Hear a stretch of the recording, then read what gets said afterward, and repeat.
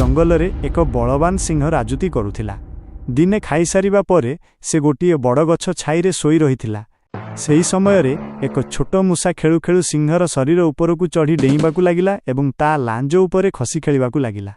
सिंहर निद भांगी जिबारु से रागी जाई तार बड़ पंझारे मूसाकू धरी पकाइला एवं ताकू मारी खाइबाकू चाहिला। मूसाटी बहुत भयभीत होई कांदी कांदी कहिला, हे जंगलर राजा, मोते क्षमा करि दियंतु। आजी मो जीवन बंचाई दियंतु। समय आसिले मु भी आपणकर कौनसी साहाय्य रे आसीपारे। मूसार ए कथा सुनी सिंह हसिला एवं भाबिला जे एते छोट जीवटीए तार कौन बा साहाय्य करि परिबो। तथापि से दया देखाई मूसाकू छाड़ीदेला। किछि दिन परे किछि शिकारी सिंह को धरिबा पाई जंगल रे एक बड़ जाल बिछाई देले। सिंहटी सेई जाल रे फसीगला। से जालरू बाहरिबा पाई बहुत चेष्टा कला, किंतु विफल होई जोर रे गर्जन करिबाकू लागिला। शिकारी माने ताकू गाड़ी रे बोही नेबा पाई गांकू गले। सिंहर गर्जन सुनी मूसाटी जानी पारिला जे राजा विपदरे अछंती। से तुरंत दौड़ी आसी निजर धारुआ दांतरे जालर सबु दौड़ी को काटिदेला एवं सिंह को मुक्त कला।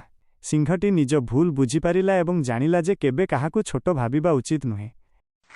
सेही दिन ठारू दुहे परस्परर भल सांग होइगले। नीति शिक्षा, काहाकू केबे हेय ज्ञान बा छोट मने करिबा उचित नुहे। छोट जीव मध्य समय आसिले बड़ उपकार करिपारे।